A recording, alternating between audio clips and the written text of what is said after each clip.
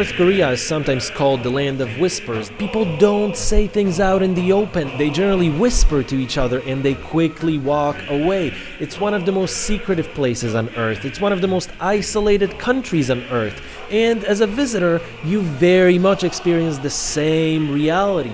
You're never shown the whole picture, you're never told the whole story. All you get are blurry shadows, all you get are quiet whispers. And it's up to you to figure out what is honesty and what is fear, what is truth and what are lies, and what's reality and what's complete and pure propaganda.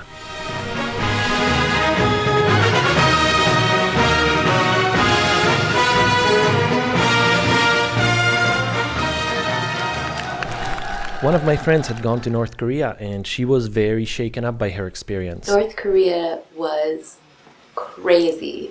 It was probably one of the most exotic places I've ever been in my life. And it completely changed the way I think about the world. It changed the way I think about governance. It changed the way I think about society. It just changed the way I think about people can live their lives. I was fascinated. I wanted to know more. So I went online. I tried to find more information about North Korea, but there isn't a whole lot of fresh material out there. What I found was generally Western produced, one-sided, and quite often it seemed simply uneducated. In October 2000, the president sends his Secretary of State, Madeleine Albright, to Pyongyang for direct talks with Kim Jong-il.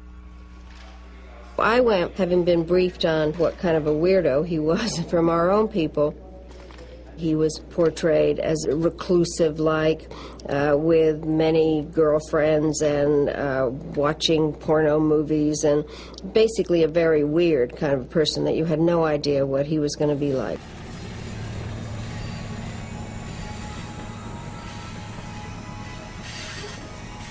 I had always been interested in the Soviet times and propaganda, art and architecture, and simply in mysterious, out-of-the-way places, so I wanted to go.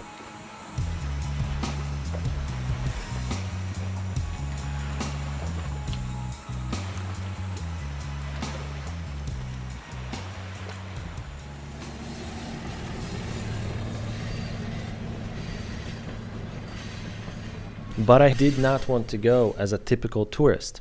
I wanted to do something meaningful. After exchanging a bunch of emails with the company running tours to North Korea, I was given a rare permission to bring my camera and to film video. I was to shoot a very small travel promo for the company, and I was allowed to use the rest of my footage to put together a project of my own. Most people seem to think that travel to Korea is impossible, or at least very difficult. But the truth is that it's actually very easy. All I had to do is email a copy of my passport to the company, and they took care of everything else from there. The downside of it is that you have to travel with a group. Unfortunately, it's the only feasible way to enter North Korea. Well, that's what I had to do. My trip began in Vietnam, in one of my favorite cities, in my beautiful 1,000-year-old Hanoi. From here, I took an overnight train to Nanning and then later Beijing in China. You're going up there! Up over there somewhere. I can't see.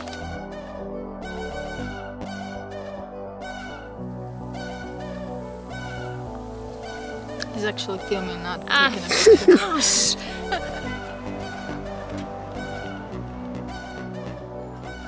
Finally, I was ready to board my train to Pyongyang.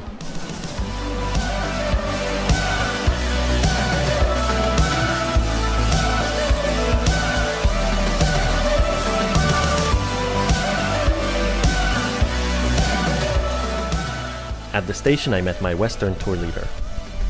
Are we picking up this mic? The wind's not going to be a problem, is it? I got on my train, everybody's excited because we're going to North Korea, and then the train moves, and suddenly, panic breaks out. And I look out the window, and it turns out a man was left on the platform. Now, had this been a foreign tourist? Well, it's his fault for missing the train. He's gonna have to catch the next one. But being a Korean man, I can't help but wonder, what's gonna happen to this guy when this train actually arrives in Pyongyang and he's not on it? It's dramatic. Later that night, I got to talk to another Korean man, and he told me that the guy had left all his things on the train. The guy seemed to think that his brother, as he called him, was gonna go to the North Korean embassy in Beijing and was gonna get help from them. Yeah, I think he would either take a flight or he would take the express train. I asked him, is your brother gonna get in trouble? Is he gonna get punished? He'll be okay. I hope so. The guy told me, well, he's not gonna get punished, he's gonna get criticized. Now, what does criticized mean? We're going to North Korea. This is Modern Bong Band. It's the new band that apparently Kim Jong-un handpicked.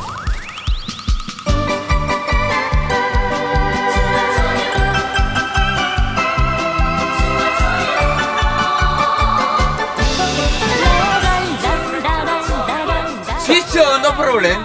Pizza. Oh, my feeling.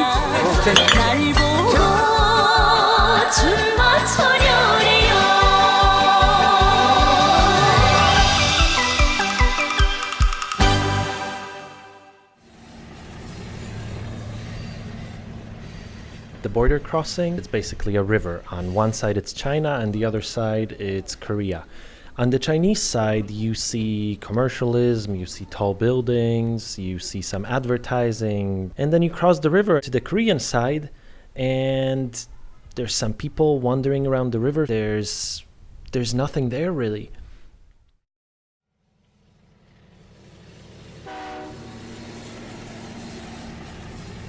And then the train pulls up to the customs office, I guess, to some kind of a building. And the excitement died down pretty quickly because for the next 3 hours, nothing really happened.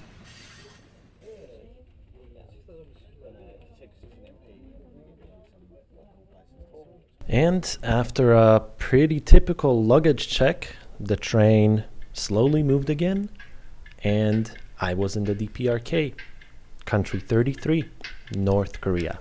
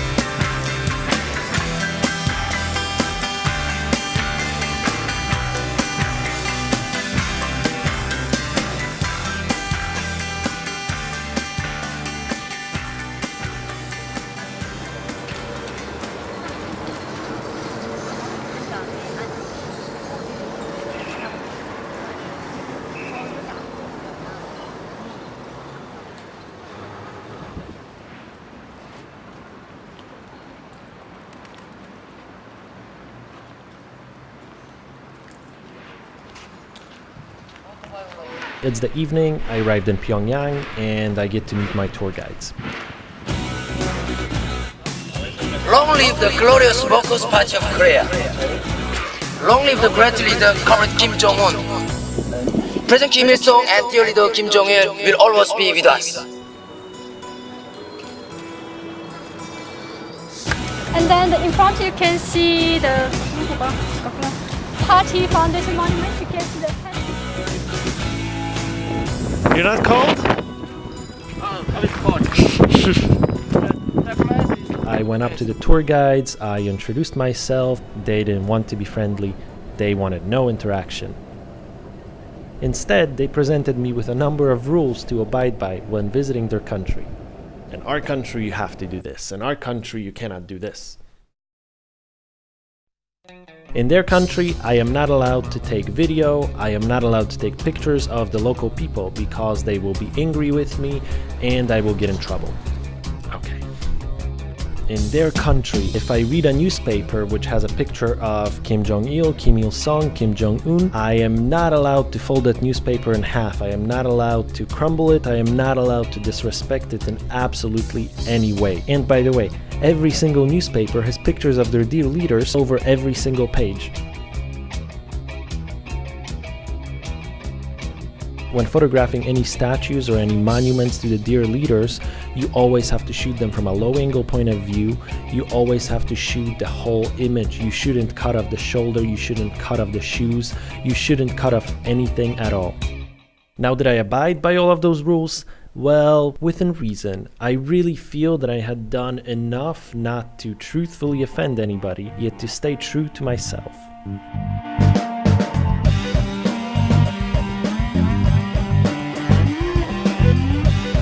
I was to stay at the Yangakto Hotel, and I was told that Yangakto means the Horned Sheep Island. So I suppose I was staying at the Horned Sheep Island Hotel.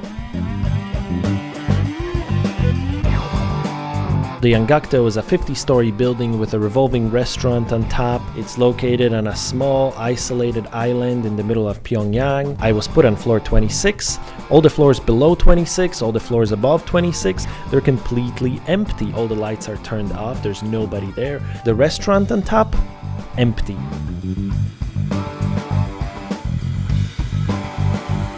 There's a casino down in the basement, there's some karaoke rooms, there's apparently a spa, a swimming pool, several different restaurants. Nobody there.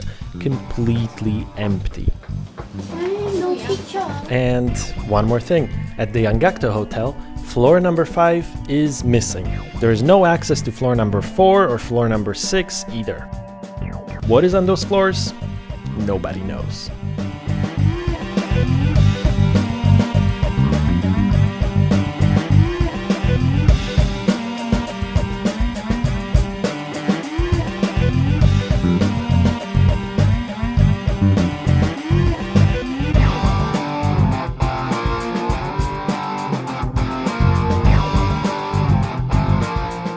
The next morning I got up pretty early and I headed up to the airport for my flight up to Mount Paektu, which is the mythical birthplace of the dear leader, comrade Kim Jong-il.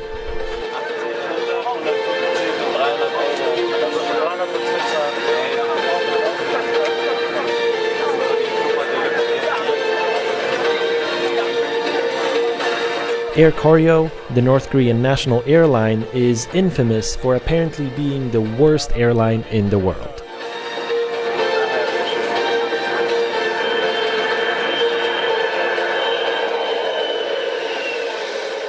The flight was really nothing special, but then again, I flight American before, I flight United before, they suck. Air Koryo was not worse. It wasn't better, but it also wasn't worse. And they had no extra luggage fees.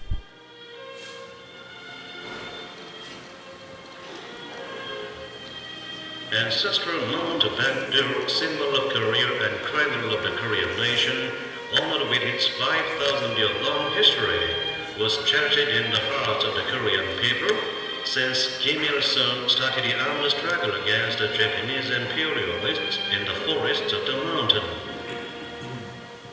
From the base of Mount Paektu, where the bus parking was, to the top where you could see the iconic Heaven Lake, it was actually quite a bit of a trek. Everybody went at their own pace, and well, I separated from the tour guides.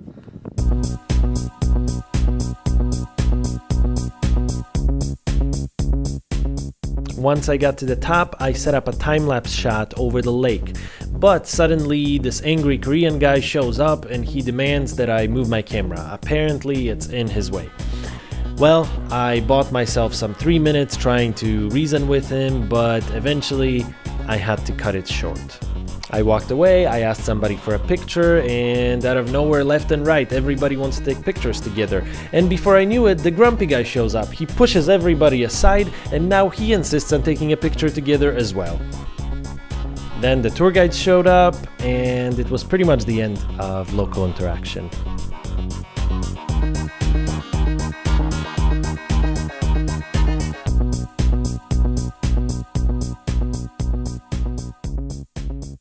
From Mount Paektu, I head over to the secret camp. This is the historic place where our great leader Kim Jong-il was born and spent his childhood. So that picture shows our President Kim Il-sung and then the mother Kim Jong-su and then our great leader Kim Jong-il at the age of 1 year old. And then you can see over there the Jong-il Peak.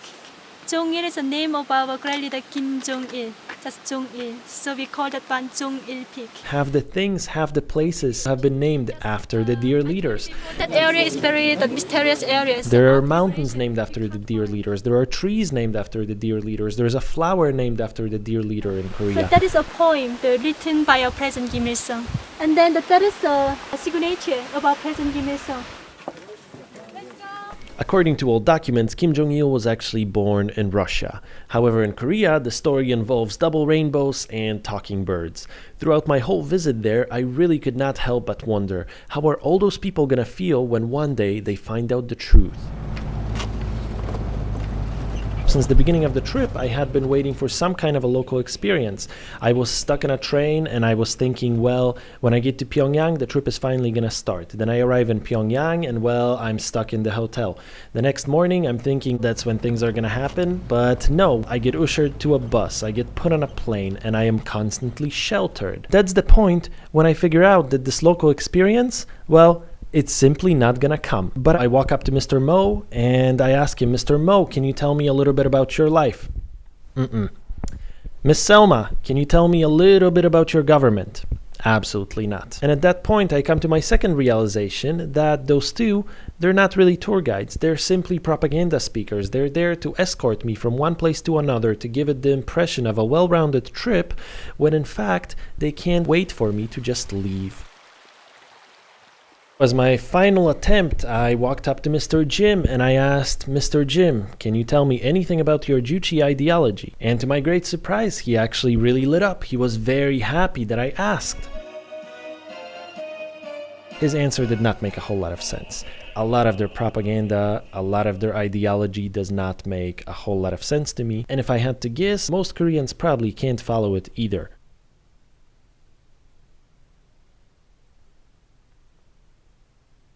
And without pushing, I asked him, well, do you really believe that this ideology translates to the people? Do you really think that all Koreans can accomplish anything they dream of? He simply didn't have an answer for me. And by that point, we were back at the bus and our conversation kind of ended.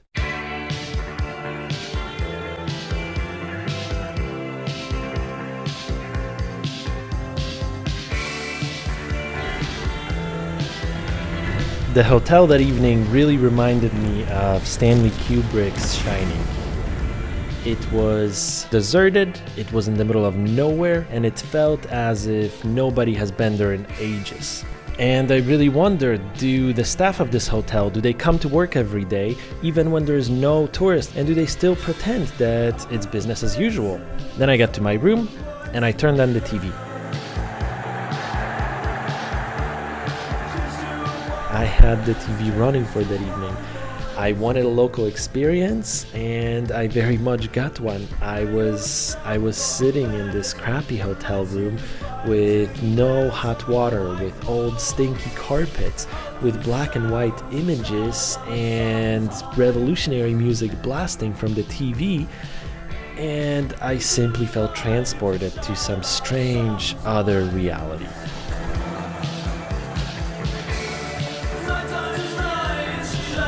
If this is the Western luxury that you show off to foreigners, what kind of conditions do the locals actually live in? That evening was spent drinking blueberry wine in the hotel's hallway. What I found more interesting, though, was the cute waitress and the fact that she was completely mesmerized by the touchscreen on another tourist's tablet. She spent most of the evening playing Angry Birds until suddenly Mr. Mo showed up. He sent the poor girl away and he started playing the game himself.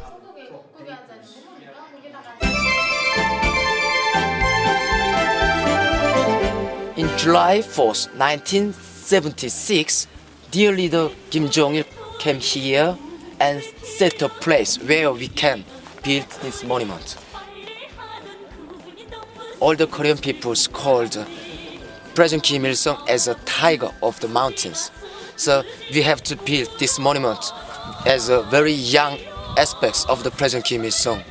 After learning all about the height, weight, and density of the deer leader statue and visiting a museum dedicated to the deer leaders, I headed up to the airport for my flight to Cheongjin.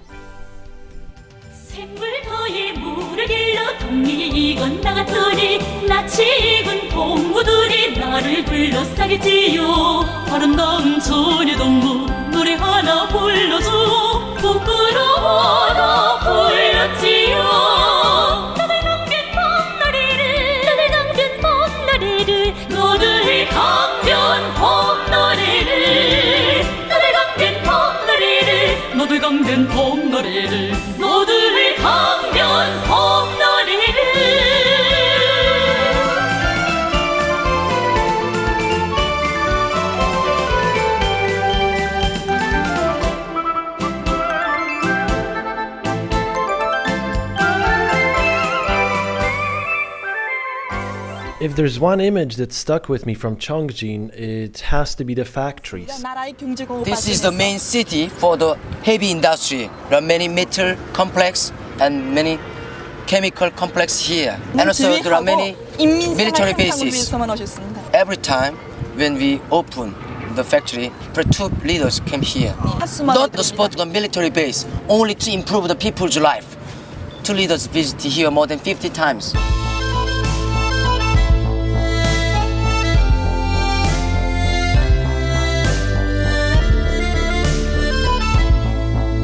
The warm guidance of the President Kim Il-sung and dear leader Kim Jong-il, this city become modern city.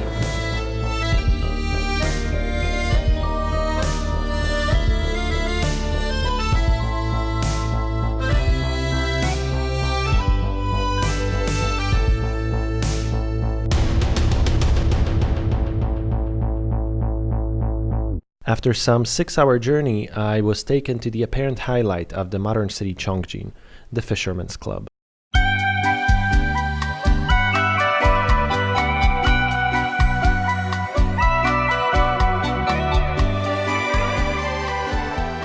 It was basically a gated building with a karaoke room, with a pool table, with beer, and with very little else. I was told that I had about 3 hours to kill there.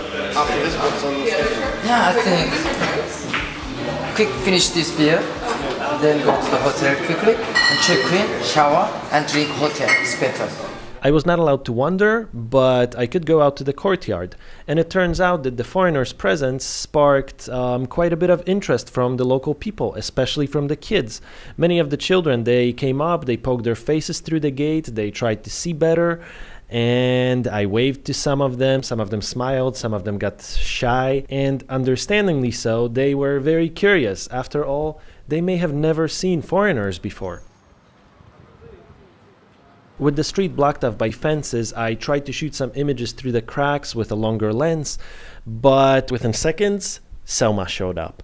She was more angry than ever before, and she claimed that the locals came to her and that they told on me. She claimed that they were very angry with me, and basically, I'm in big trouble.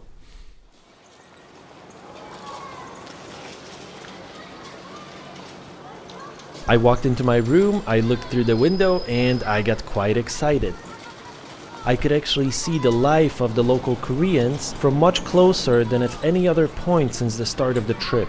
Later I was told that with no other hotels in town, the tour guides had no choice but to bring foreigners to the very center, to a place surrounded by locals. But after my earlier encounter with Selma, now I feel quite paranoid, and I keep wondering, even without the tour guides around, will the locals see me, will they genuinely tell on me, and will I really get in trouble for filming?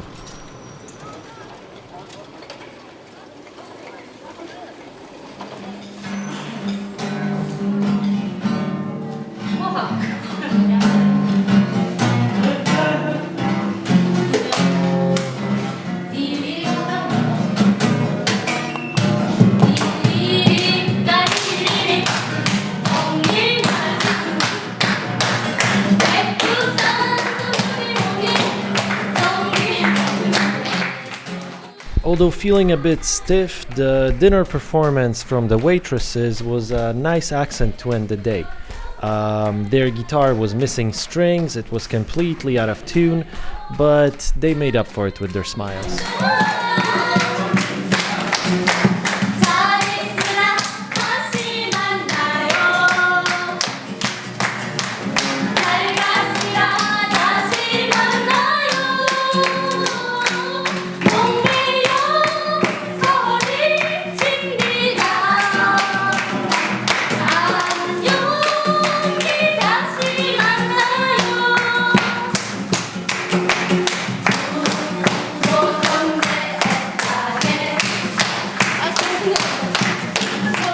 After dinner, Jim came up to me and he asked me if I was satisfied with his earlier answer about the Juche ideology. It was pretty obvious he wanted to talk more. I told him a bit about my travels, I told him what I knew about South Korea. Suddenly I'm getting nervous looks from the Western tour leader. He wants me to shut my mouth, but well, I kind of ignored him. And I told Jim that I didn't think North Korea was a really happy place for its people. Maybe I went too far, but Jim listened. Later, I also asked him if the DPRK considers North and South Korea as one country, why would the North bomb the southern Yongpyong Island? Why would they risk hurting their own brothers? Shells raining down on the island of Yongpyong, marking the first artillery strike on South Korean soil in more than half a century. As the plumes of smoke billowed from the tiny island community, Seoul lifted the state of military readiness to its highest level short of war. Firing in response to the hail of some 200 shells from the north, South Korea scrambled F-16 fighters to the scene. The exchange lasted about an hour. Up to 70 houses and other structures were set alight by North Korean artillery shells, forcing residents to evacuate to underground bunkers. Jim told me it was a distortion by the Western media. He told me it was a retaliation attack and that it targeted only a military base on the southern island. I did some research later on and, well, he wasn't exactly wrong. Suddenly, Mo stormed in. He accused me of being a two-faced spy and an undercover journalist. I asked him to share his honest thoughts, but unfortunately, he wasn't willing to do that. Should the South Korean puppet group dare intrude into the territorial waters of the DPRK, even 1/100th of a millimeter, the Revolutionary Armed Forces of the DPRK will continue taking merciless military counteractions against it. The truth is, you do have to be a bit two-faced in North Korea. In my eyes, so many things are so twisted, straight wrong, and terribly evil. However, for most people, whether it's genuine or as a result of heavy indoctrination, they really believe all of it to be true. So even feeling so much anger towards their leaders, I recognize that only by respecting what they believe in can I expect them to open up to me. Then the power cut out. In the morning, I visited another monument to, surprise, surprise, the President Kim Il-sung. Somebody asked, well, with all the problems that your country is facing, why do the leaders waste money and resources? Why do they put up statues to themselves? President Kim Il-sung and dear leader Kim Jong-il received the best thing only for the people, not for them. I mean, the good life and good health, best thing. The great leaders are completely selfless. They only care about the people. Kim Il-sung was a shy man. He didn't want the statue. But the people begged him so much that he finally agreed. The statue used to be hollow, but apparently the people felt that it wasn't a strong enough expression of love. Why did they decide to fill the inside and make solid? 이거 처음에 이제 주무라고 제공해서 이거 했다 했지. 근데 그걸 왜 바꿨는지. 보다 또 정중히 모시기 위해서. More important. More important. Okay.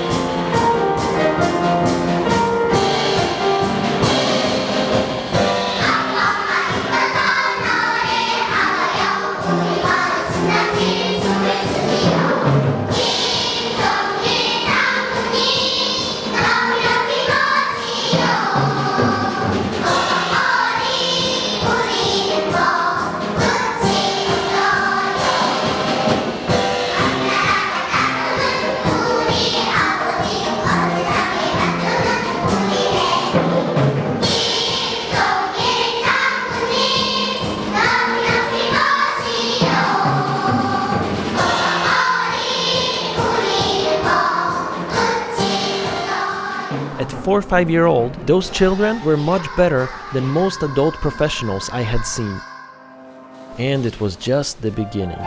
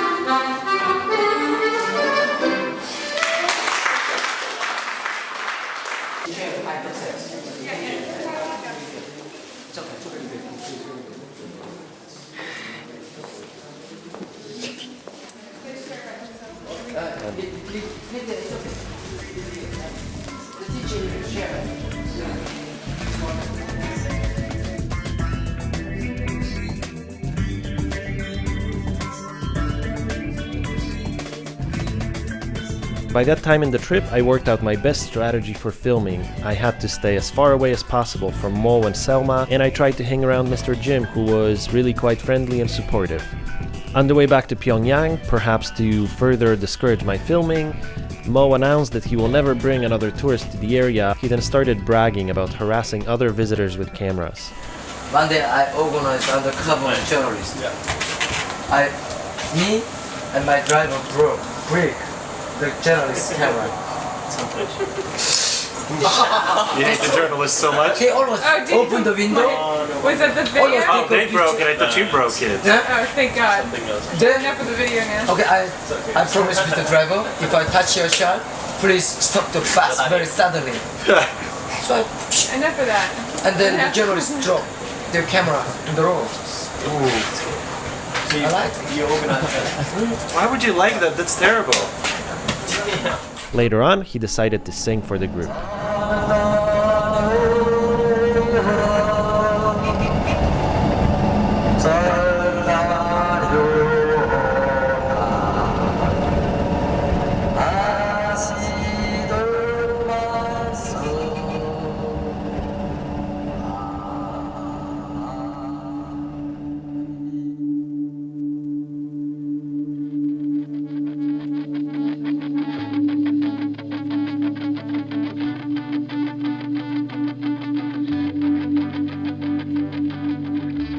Today is the national holiday. This is a very significant day when the dear leader Kim Jong-il start the Sungun policy. Sungun means Army First policy. To celebrate the Sungun holiday, I had lunch at one of the most unique restaurants in North Korea. Its only fast food joint. Deserted and possibly the only place in the world without Coca-Cola, it was otherwise pretty typical. Afterwards, I headed to the bowling alley where, after some encouragement from the Western tour leader, Mo finally agreed to give me an audio bit to the camera. Normal peoples, every peoples, working youth, students, even the old peoples for the exercise come here to play the ball.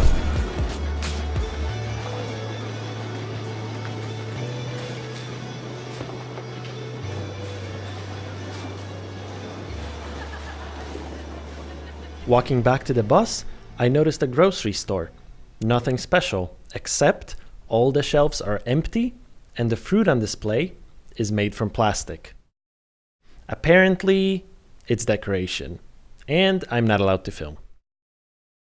Then came yet another 70s film set. A massive health and spa center equipped with a surreal Jetsons-style barbershop. Gloria, oh dear, I can't let her see me looking like this.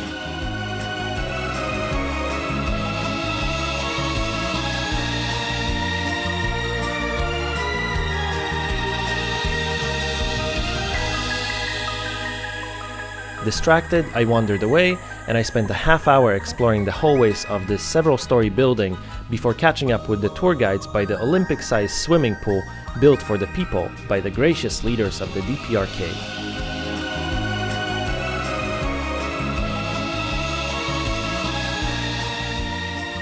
As a little treat, I was taken for a ride on the Pyongyang Metro, including some stations not usually open to visitors.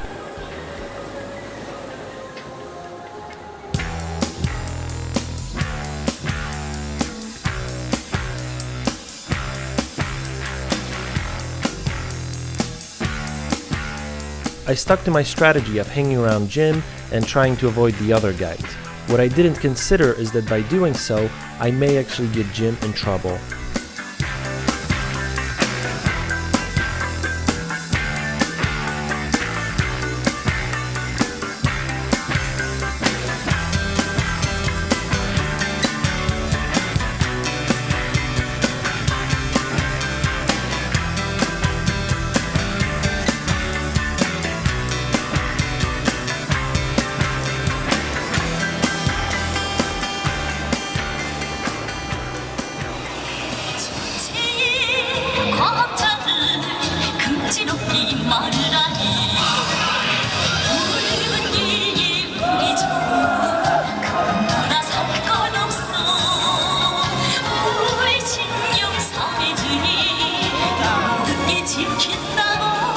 Before the day's highlight, I took a stop at the Mass Dance, a celebration for the Songun holiday. Jim had told me even more about the Korean culture, and he agreed to give me an on-camera interview about his country and about the performance I was to see that evening. But only seconds later, I'm getting on the bus, and Jim suddenly gets pulled away. He's told that he's needed somewhere else, and I'm told that he's not gonna be with the group this evening. Whether a coincidence or a planned intervention at the hands of the senior guides, I can only speculate. But by this point in the trip, even the most paranoid scenario seems eerily possible.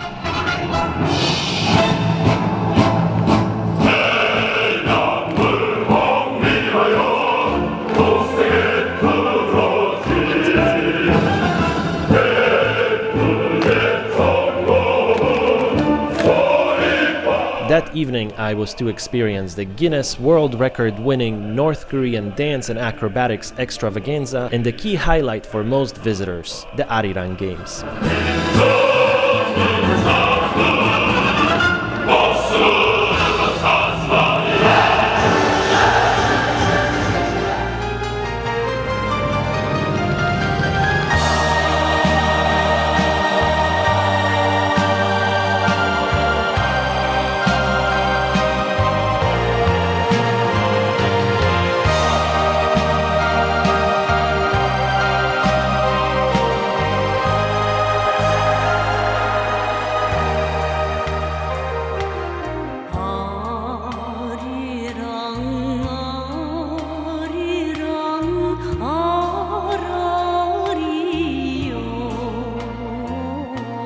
What the Arirang performance lacked in resources, they certainly made up in creativity and a huge number of performers. 20,000 showing the backdrop and 80,000 performance. 80,000 people in the performance? Wow. 20,000 for the backdrop. Totally, altogether it's 100,000 people will join them.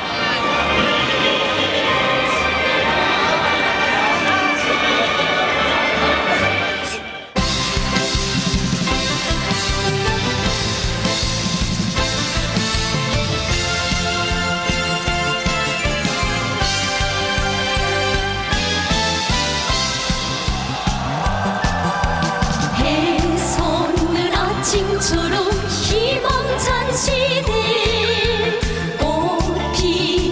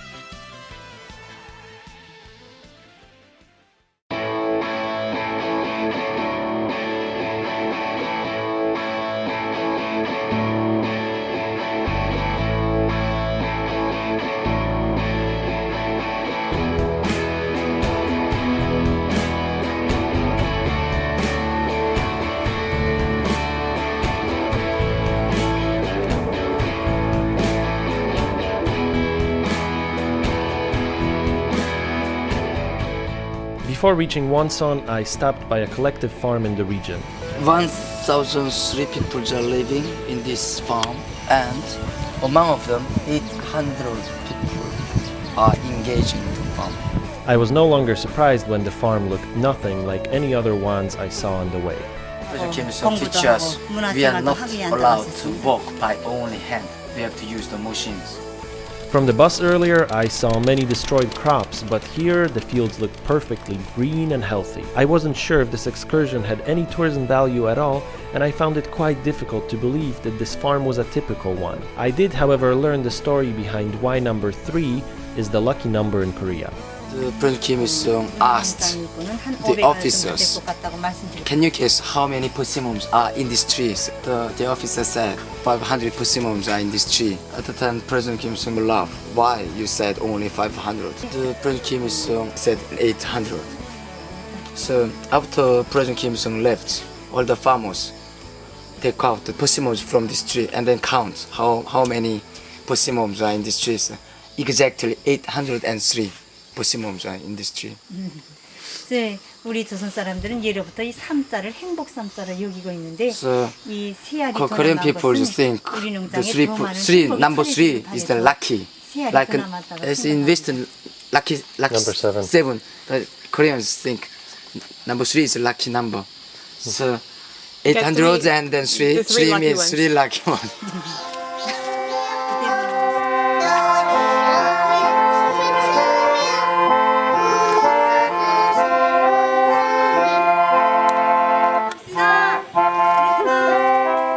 After visiting a local school, which thankfully was much more subtle than Cheongjin, I continued on to the beach town of Wonsan.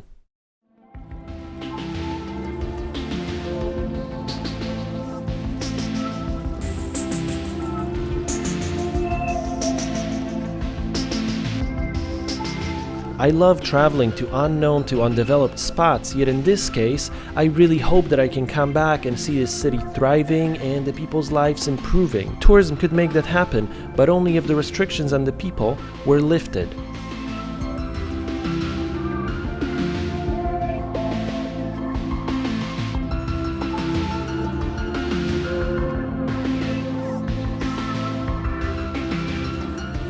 I tried to get a shot of a fisherman at sunset, and Mo pushed me too far. Come on, it's the sunset. I told him what I thought of his constant hostility, I told him what I thought of his constant harassment, and I told him that my friendliness could only go so far unless it's returned. After all, we had agreed I'd be filming, we had agreed that I'm filming parts of the video for them. Mo and Selma talked to each other in Korean, they were clearly uncomfortable, they were clearly embarrassed, and well, I wasn't two-faced anymore. But that certainly escalated tension between us, and now I wondered if I'm gonna be restricted even more. I'm not sure how, but within 10 minutes, Mo's attitude changed completely. He suddenly became friendly, he invited everybody for seafood on the pier, and for the first time since the beginning of the trip, he was nice, he was open. In a subtle way, he also told me that allowing me to film may carry heavy consequences for him. I tried to imagine myself in his situation, and I tried to understand.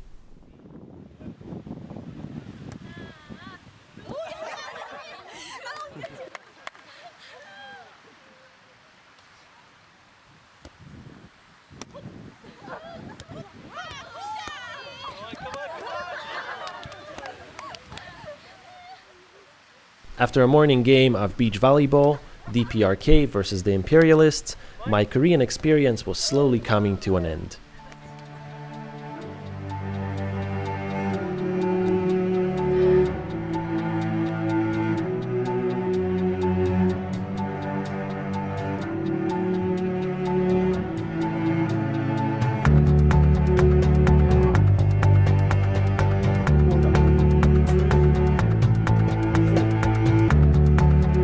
After lunch at the nearby Ulim waterfall, I got back on the bus and found another tourist explaining the concept of YouTube to Jim and Selma. He then showed them one of the most popular videos online, which he pre-recorded beforehand.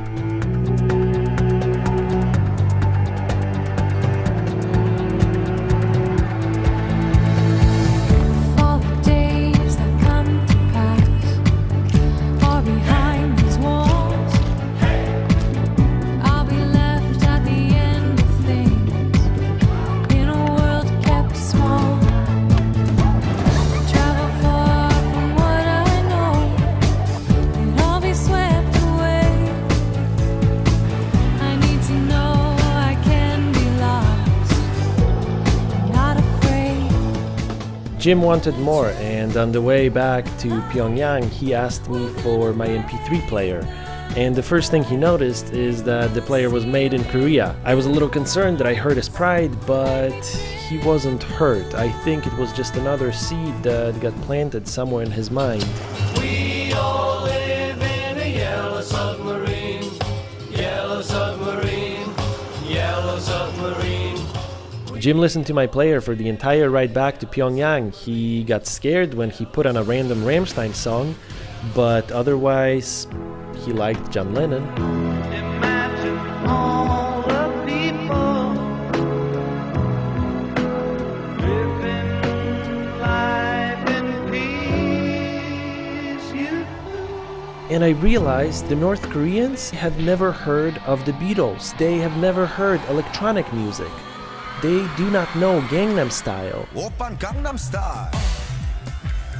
They've never heard of the Dalai Lama, and they don't know Shakespeare. They have no idea what modern cities such as Tokyo, such as Dubai, or even Hong Kong look like. He also spent about 2 hours playing with what in my eyes is the absolutely most primitive drawing application. And it really touched me when I got home and I turned on my player and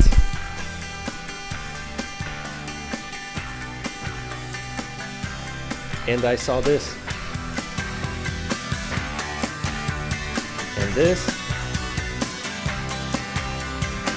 and this.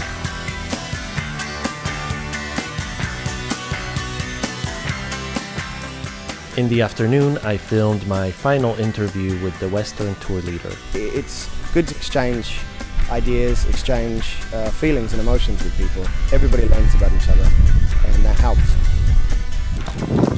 Don't make him laugh, come on. There was just one more mystery I felt I had to solve before leaving Korea. The 5th floor of the Yangakdo. Throughout the trip, I overheard that floor 5 is where the Korean guides stay under heavy surveillance to make sure that they don't get corrupt by Western ideas. I noticed many Koreans getting on the elevator at floor 7, so I decided to go down to 7 and try to take the stairs to floor 5. While uncovering this mystery would serve as great closure to my film, sadly, I failed. Just as I got to the staircase, this Korean guy shows up and he wasn't gonna let me through. Instead of a confrontation, this time I decided to walk away. I guess that will give me one more reason to visit the DPRK again.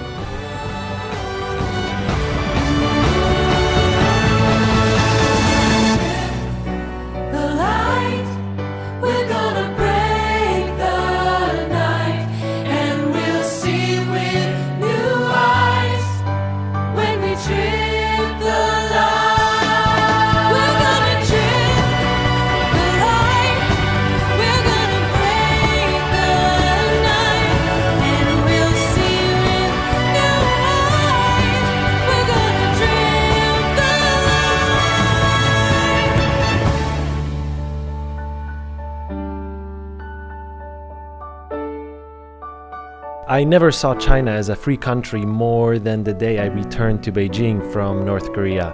I could cross the street without asking for permission, I could buy whatever I wanted, nobody seemed to care about my camera. Well, at least it seemed free until I looked up at the screen above. Before going to Korea, I expected the tour to show me how perfect and ideal their country is. I wanted the tour guides to indoctrinate me, to show me what a paradise Korea is, because I wanted to understand them better and I wanted to understand what they are taught. Instead, questions were not appreciated and answers were not given. The North Korean threat is, in my view, quite strongly overplayed. I don't think they're nearly as threatening as they're made out to be. They're not really a rogue state. They're a very threatened state. They feel very threatened by the United States, having war games every year with the South Koreans and with Japan. I think what they really want is to have all the to have a peace agreement which goes back to the armistice and erases that with a peace treaty, and some reassurances from the United States and from Western countries in general that they're not going to be attacked. It's a very difficult country to live in. The citizens have a terrible time, but it's made worse, it's exacerbated by the embargo against them. I'm still unsure if visiting Korea was ethically right or not. People will tell you that money from tourism supports further abuses by the regime. But then again, does every single person really know what their tax money is used for in their home countries?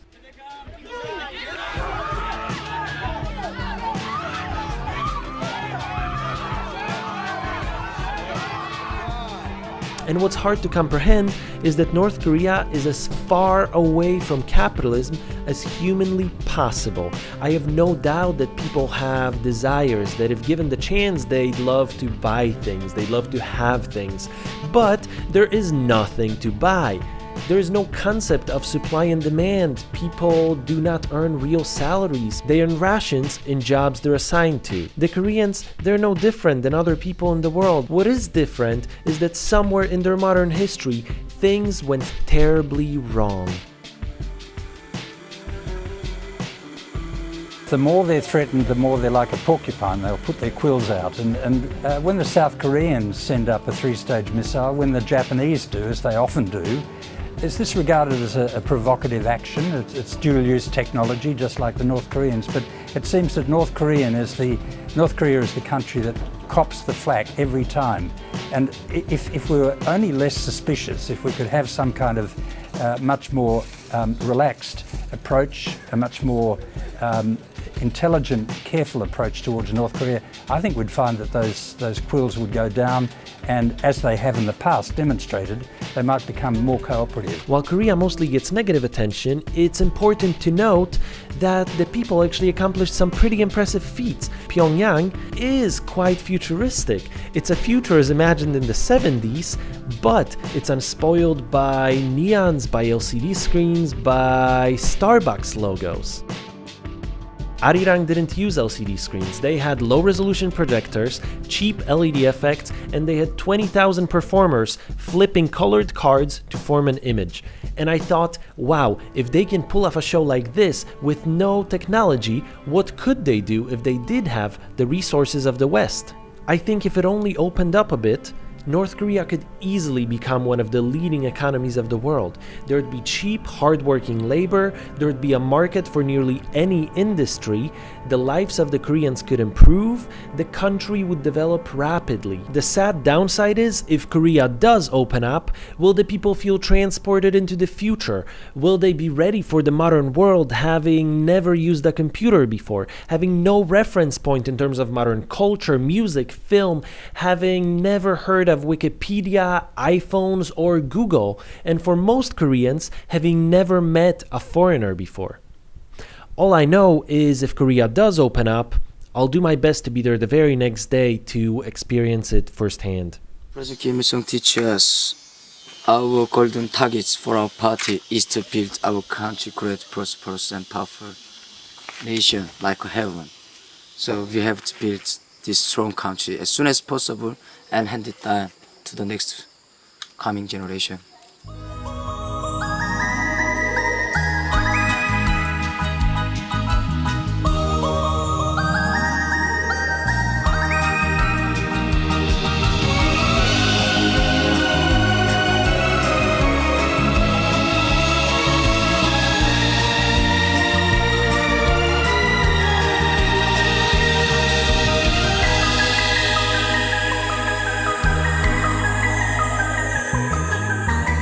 어머니 우리 당이 진달래로 피라면 나는 야한 마음 진달래로 피리라 주 하늘